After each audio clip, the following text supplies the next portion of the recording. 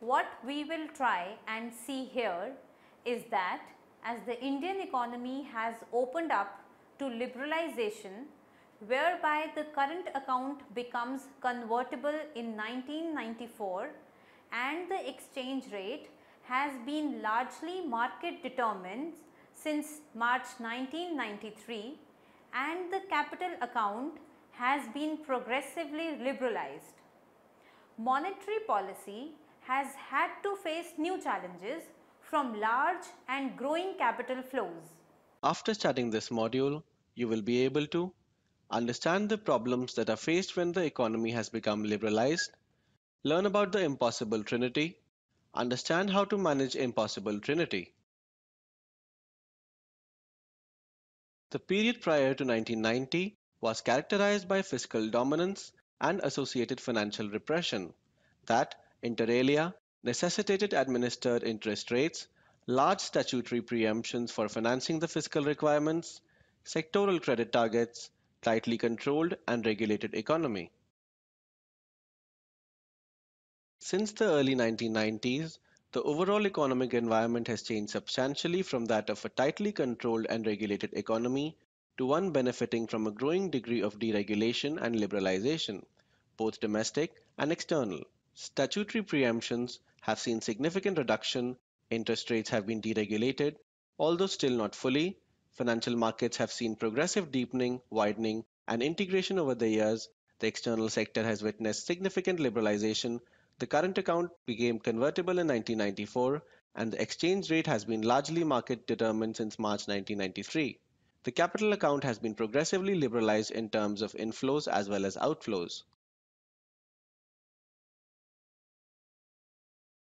Monetary policy signals are now largely transmitted through changes in policy rates.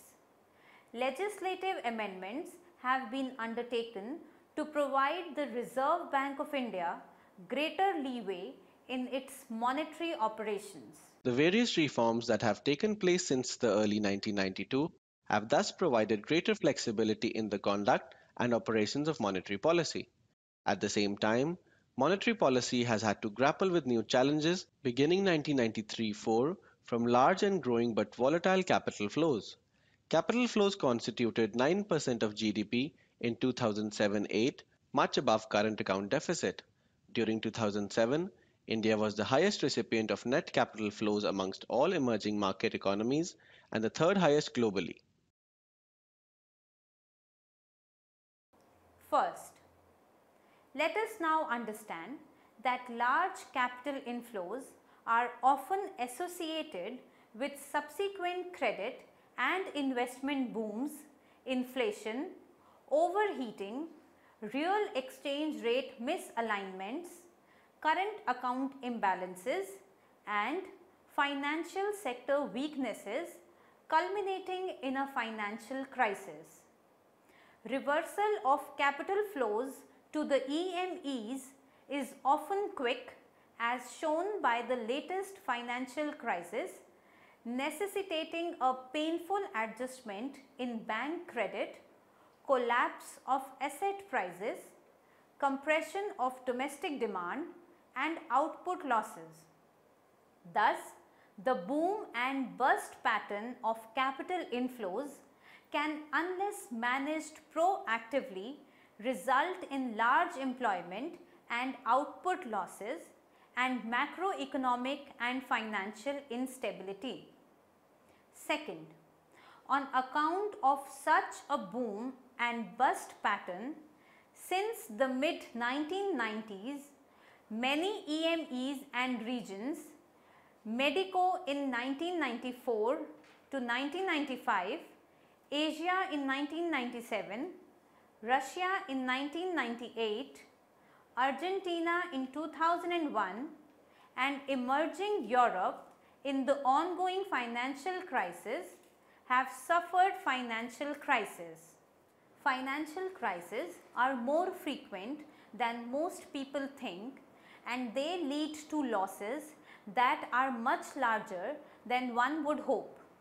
On average, there have been between 3 and 4 systematic banking crises per year for the past quarter century.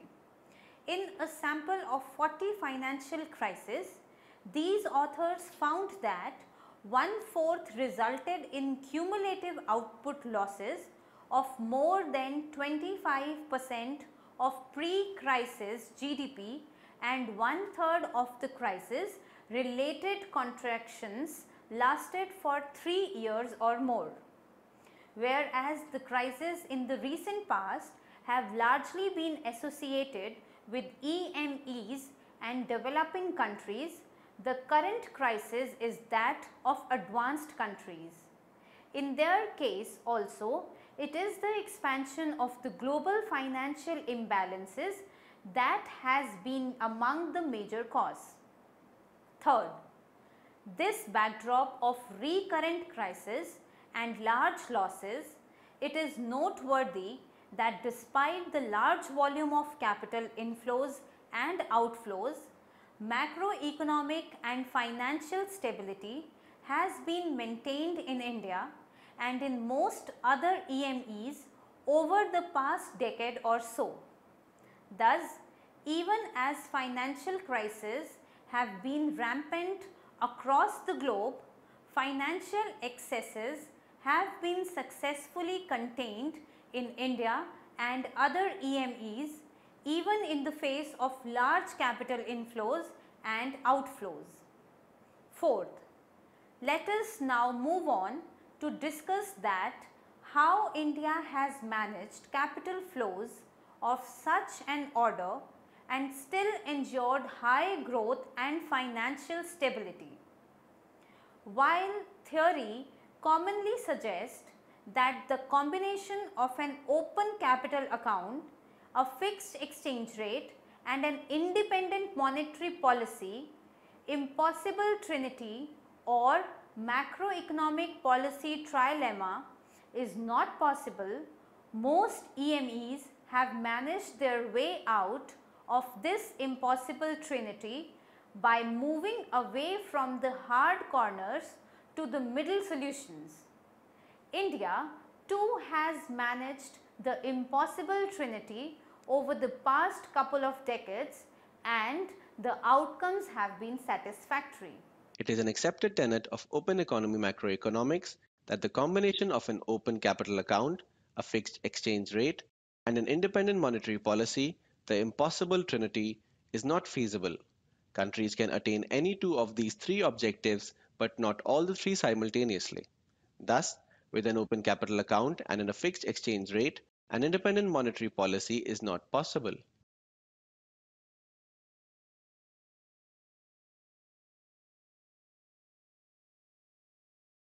As countries have opened their external accounts, both current and capital accounts, and as the Bretton Woods system broke down, it has been generally accepted that the operation of an independent monetary policy necessitated the operation of fully open capital accounts and floating exchange rates.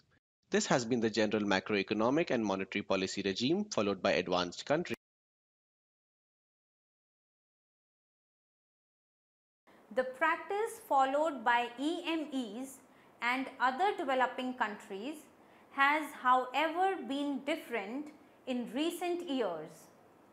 Whereas the theory appears to restrict the choice to the hard corners of policy, it does not seem to have dealt with the possibility of operating in the middle.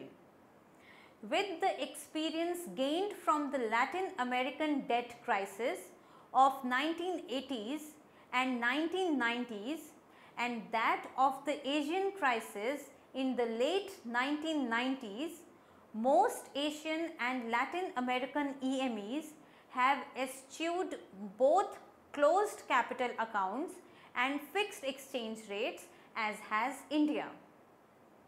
However, in most cases, they have practiced different degrees of management of the capital account while keeping it relatively open, and have also practiced managed floats of the exchange rate, implying the considerable flexibility but not a free float or a fixed exchange rate.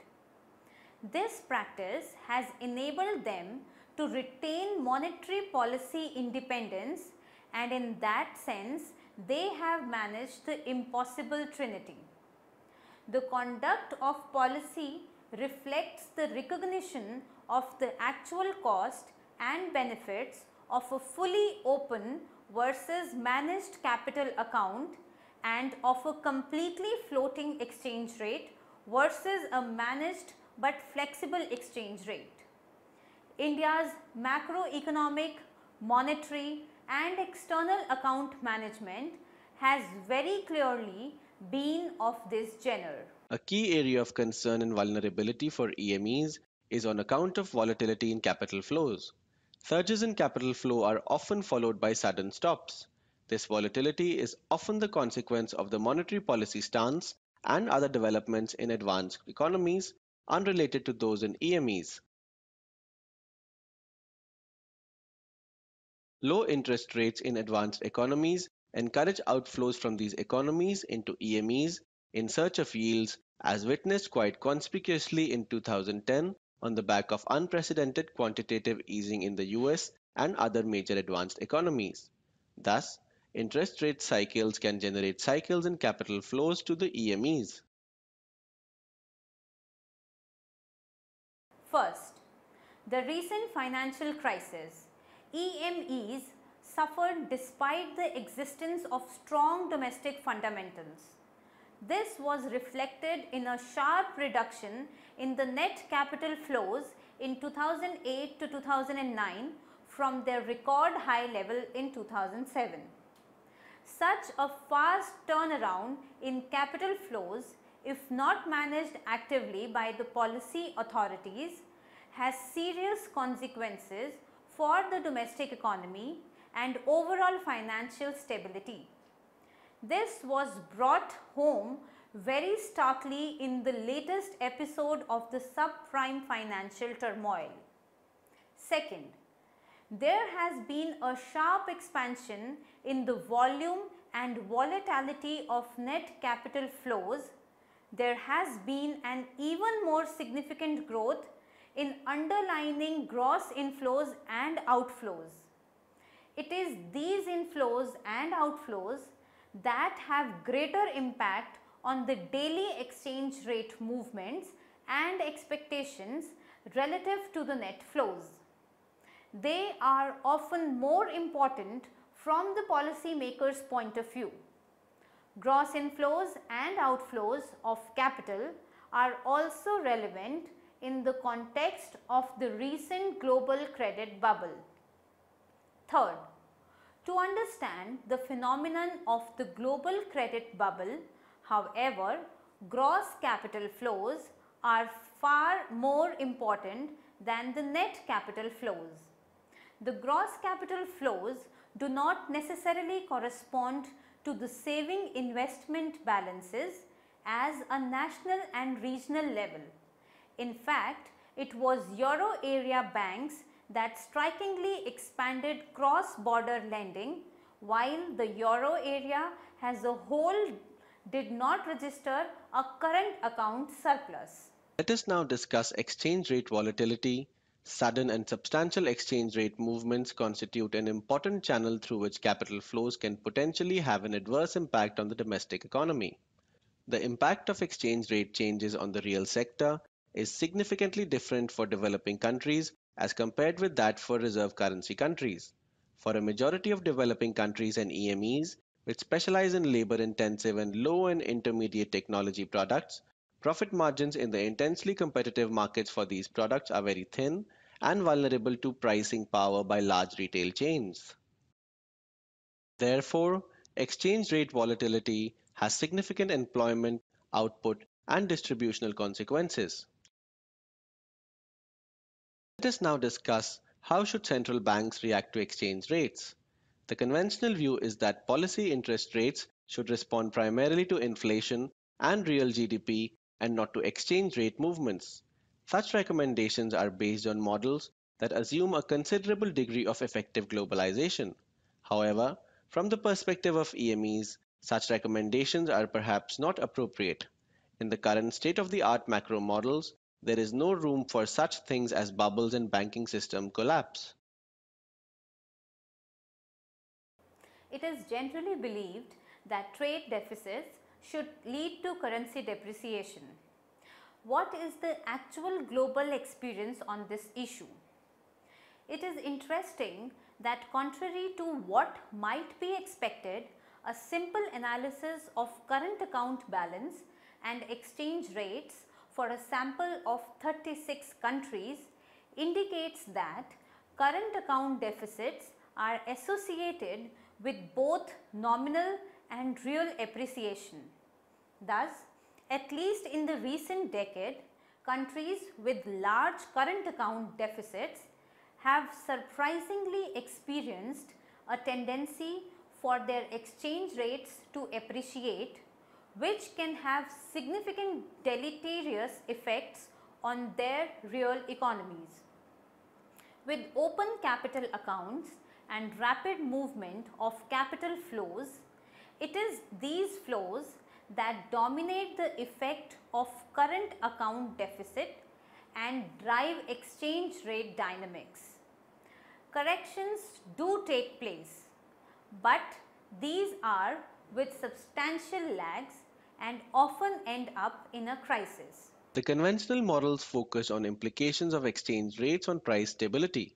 But, as the current global financial crisis has shown, price stability does not guarantee financial stability. Exchange rate dynamics in an open capital account run the risk of creating financial fragilities. Hence, there seems to be an important role for policy authorities, not necessarily through interest rates, to ensure that large real exchange misalignments do not persist for long periods. This involves active capital account management, intervention and sterilization, along with the continuous strengthening of the financial sector.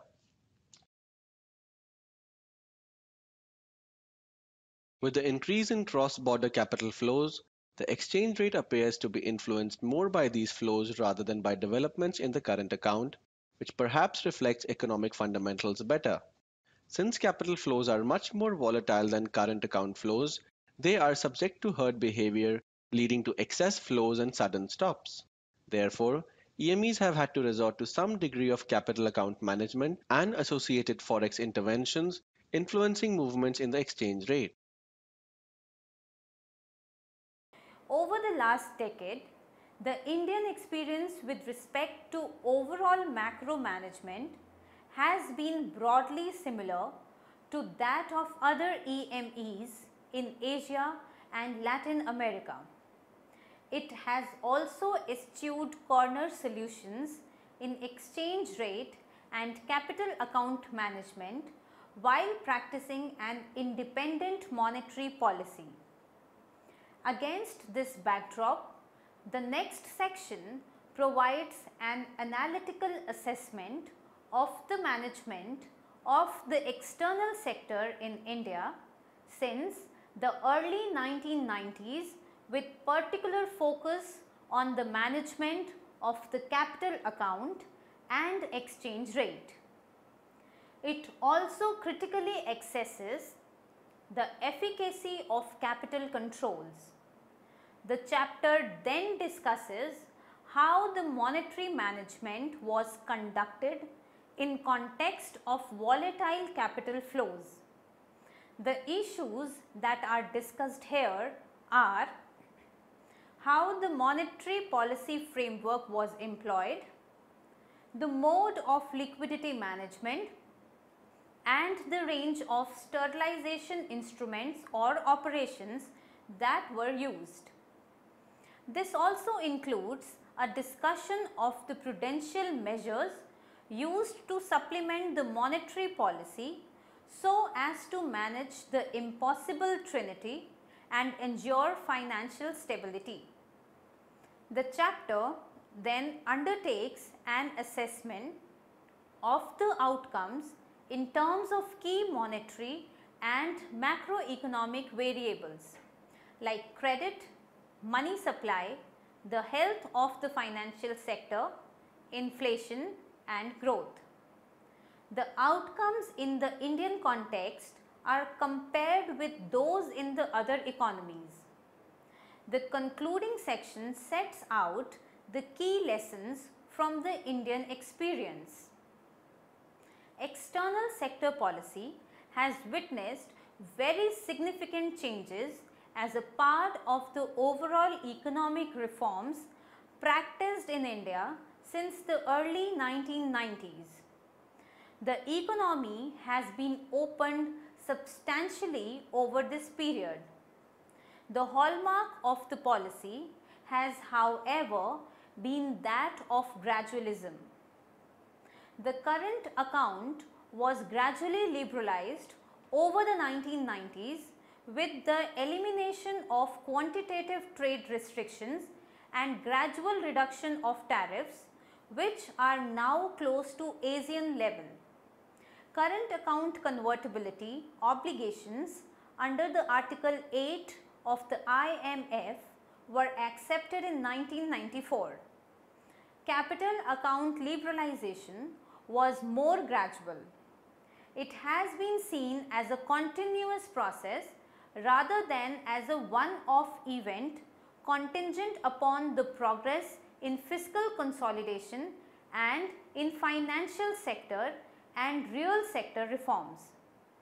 This policy stance was adopted in the early 1990s when the capital account liberalization was being recommended strongly as a goal. It was only subsequent to the Asian financial crisis that more conscience crept into the international approach to full capital account opening. In this approach to the opening of the capital account, India clearly recognized a hierarchy in the capital flows. It was favored equity flows over the debt flows and foreign direct investment over the portfolio investment.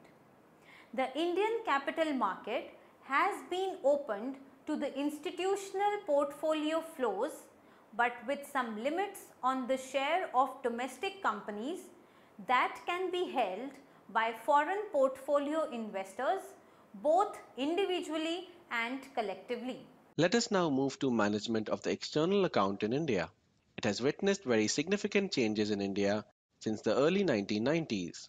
The current account was gradually liberalized over the 1990s with the elimination of quantitative trade restrictions and gradual reduction of tariffs, which are now close to ASEAN levels. Current account convertibility obligations were accepted in 1994. Capital account liberalization was more gradual.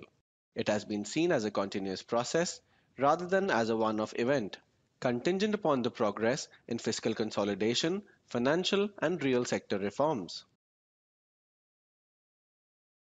A more conscious approach has been followed with regard to debt flows. Portfolio investment in both corporate and government debt are governed by overall quantitative limits. The access of the non-financial corporate sector to the external debt has been liberalized gradually, but is subject to adherence to the criteria related to purpose, interest rate spreads and magnitudes of borrowing. These controls have been modified from time to time depending on the volume of the capital flows. The access of financial sector intermediaries has been subject to more prudential restrictions in recognition of the greater hazards associated with such external borrowings. Capital outflows have also been liberalized progressively. All inflows by non-residents are freely repatriable. Resident non-financial companies have been enabled to invest abroad relatively freely with few restrictions. Individuals are, however, not permitted to borrow abroad. It is often argued that deep financial markets helps in channelizing the large and volatile capital flows efficiently. If capital flows reach the level as high as 9% of GDP, as they did in India in 2007 and 8, It is debatable that even a highly advanced financial system can intermediate such capital flows efficiently and in a stable manner. For such a large volume of capital flows to be fully absorbed, an equivalent current account deficit or large real appreciation or a combination thereof would be the immediate consequence. These outcomes would in turn be manifested in asset price and credit booms and financial imbalances. Accordingly, in India, a multi-pronged approach has been pursued to manage the volatility emanating from capital flows. These include calibrating the policy regime in regard to the debt component of the capital inflows or outflows, distinction between the financial intermediaries and other resident entities, liberalization of policies in regard to capital outflows, flexibility in exchange rate movements, and interventions to smoothen the volatility. Forex market interventions are sterilized through modulations in cash reserve requirement and open market operations, including through issuance of government securities under the Market Stabilization Scheme known as MSS. Repo or reverse operations under the Daily Liquidity Adjustment Facility also help to modulate liquidity. Prudential tools have been judiciously used to supplement the monetary measures to contain financial excesses. More generally, prudential financial sector regulation has supplemented the capital account management to ensure resilience of the domestic economy. In this module, you have learned that the process of financial liberalization during the 1990s necessitated a complete reorientation of the operating policy framework. The Reserve Bank had to develop an array of monetary policy instruments which could effectively modulate monetary conditions in alignment with the rejuvenated process of price discovery. Besides, shifts in monetary policy transmission channels necessitated policy impulses which would travel through both quantum and rate channels. Finally, the episodes of volatility in the foreign exchange markets emphasize the need for swift policy reactions, balancing the domestic and external sources of monetization in order to maintain orderly conditions in financial markets.